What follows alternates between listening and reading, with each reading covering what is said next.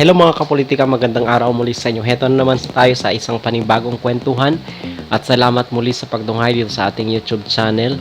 So ang ating pag-uusapan sa ngayon mga kapolitika is itong issue uli ng ICC. Dahil doon sa ating previous video kung inyong napanood is meron na ngang warrant of arrest di umano itong si former President Rodrigo Roa Duterte, ayon mismo ito kay Attorney Harry Roque. So dito makiki-update tayo mga kapolitika ano ang makaganapan kasi meron akong naaamoy or something fishy dito sa warrant of arrest di umano ng ICC. So kung ano ito, please tapusin niyo ang bidyong ito para ating malaman kung ano itong aking opinion at saloobin dito sa isyong ito. So sa aking previous video mga kapolitika is nasabi ko nga doon na itong si Attorney Harry Roque is sinasabi niya, kinumpirma niya na meron siyang reliable source at ang sabi niya is meron na ngang warrant of arrest itong si former president.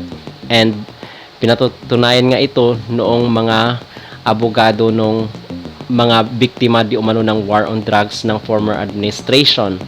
But today, mga kapolitika, February 11 is meron tayong update dito sa ICC na naman. Bakit? Kasi itong si Antonio Trillanes kasi siya isa sa mga atat na ipakulong, ipahuli itong si former president. Pero ang parang bumaliktad ang ihip ng hangin mga kapolitika. Bakit? Kasi sinabi na naman nitong Antonio Trillanes na ito is wala pa umanong warrant of arrest ang ICC. So, sa isip-isipan ko mga kapolitika is meron akong naamoy. So, kasi sa palagay ko mga kapolitika, itong issue ng ICC na ito is hindi mamatay-matay kasi tinitingnan din nila ang reaksyon ni former President Rodrigo Duterte and at the same time, ang reaksyon ng mga tao.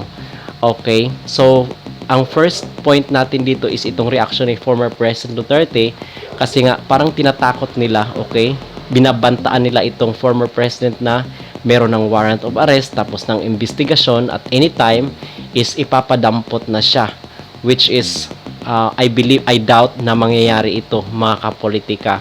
So ang unang point is dito kay former President Duterte na nung sinabi nga sa kanya ni Harry Roque na meron siyang reliable sources na meron nang warrant itong si former president, and akala ng mga tao, akala ng oposisyon, akala ng mga tao behind this issue na matatakot, masisindak nila itong former president. But no, mga kapolitika, matapang na sinagot ni former President Duterte itong kanyang mga kritiko at ang sabi niya, hindi siya magpapahuli ng buhay at makikipagbarilan nga siya dito sa ICC. At sinabi niya pa, hindi siya humihingi ng tulong kanino man, even to the President Bongbong Marcos, kasi kaya niyang i-deal by himself itong issue ng kanyang war on drugs from his previous administration. So sinaluduhan ko siya doon mga kapolitika kasi nga kung ikaw tao ka, alam mong ang pinanindigan mo is para sa katotohanan is walang pwedeng kakalaban sa iyo kasi ang pinanindigan mo mga kapolitika is katotohanan, regardless kung kahit gamitan ka pa ng salapi. Kasi itong former president nga is kilala bilang kamay na bakal at hindi siya nampiplease ng tao. So, syempre mga kapolitika, mula doon sa sinabi ni former President Duterte na hindi nga siya natakot, hindi siya nagpasindak dito sa mga taong ito, is malaking impact po yon dito sa ICC and at the same time dito sa mga tao na nasa likod ng destabilization at gusto nga siyang pabagsakin.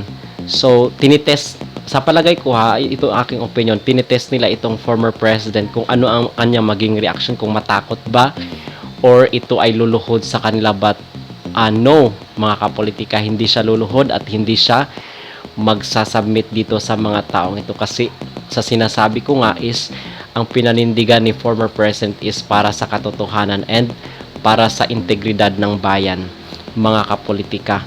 So sa pangalawang point mga kapolitika is itong reaksyon ng mga tao. So nabasa ko doon sa isang page na meron nga mga prayer rally na binubuo, mga movement na binubuo nitong mga supporter ng DDS. And ang sabi doon ng mga supporter ng DDS is makikibaka talaga sila, and they will do by all means na protektahan itong si Duterte. Kasi nga malaki nga ang naambag nitong former president dito sa ating bansa, and hindi lamang iisang tao itong bumubuo ng movement, kundi mga grupo po at napakarami po nila. So kung ito is tutuluyan nga nitong present administration ang or hayaan nga niya na ipahuli itong ipadampot itong former president, is ito nga ay malaking gulo mga kapolitika. So tinitest nila yung reaction ni former president and at the same time itong mga mamamayang Pilipino. So nakabase what I'm trying to say is nakabase doon sa reaction ng tao at reaction ni former President Duterte itong magiging direksyon din ng ICC na ito. So kung makikita nila na may resistant, so magkakaroon ng takot din yan sa part nila, kasi what if hindi magiging successful itong gagawin nila na pag-aresto sa former president. So sinong magba-bounce back din yan sa kanila? Okay, baka babalik din sa kanila, and ang sad pa dyan mga kapolitika is baka sa susunod na election is lahat sila matatalo, kasi alam naman natin na itong issue ng ICC is merong halungang political interest, kasi nga merong mga tao dyan sa paligid ng presidente na gusto ring umakyat doon sa tuktok mga kapolitika, gustong abutin kung ano yung naabot ni former President Duterte. At alam naman natin na bago bumaba nga sa Malacanang itong dating Pangulo is nasa 80% itong trust rating. So yun, hindi mabubura yun sa mga isipan ng mga tao. Makukumpara nila, magkakaroon ng paghahambing sa present at old administration. So yun ang pinupunto natin dito mga kapolitika, and alam naman natin kung sino ang mga taong nasa behind nitong gustong ang pilayan, gustong patumbahin itong angkan ng Duterte. So ang nakikita natin dito mga kapolitika is itong ICC is nagdadalawang isip din. Bakit? Kasi alam din nila, tinitest nila ang kakayanan, ang kapabilidad, and ini-speculate din nila kung ano ang mga mangyayari. Okay, kasi itong si former President Duterte is hindi talaga siya susuko, at sinabi niya hindi siya magpapahuli ng buhay. So yun ang update today na nabasa natin kay former Senator Antonio Trillanes.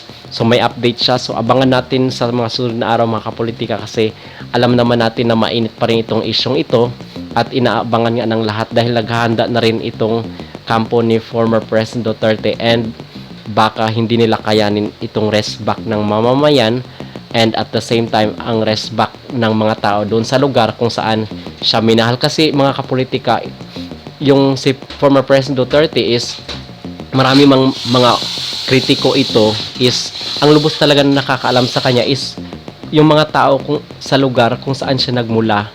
Okay, kung saan siya nagmula, kasi hindi naman siya makikilala ng mga tao na malalayo sa kanya. So kaya nga mahal na mahal siya doon sa Davao, kasi yung mga tao doon is kilala siya, and mahal siya ng mga tao, mahal siya ng masa. Alright, so yun lamang ating masasabi sa isyong ito mga kapolitika. Kayo, ano ang inyong comment and suggestion? And again, maraming salamat sa pagtunghay dito sa ating YouTube channel. Please don't forget to like and subscribe for more videos.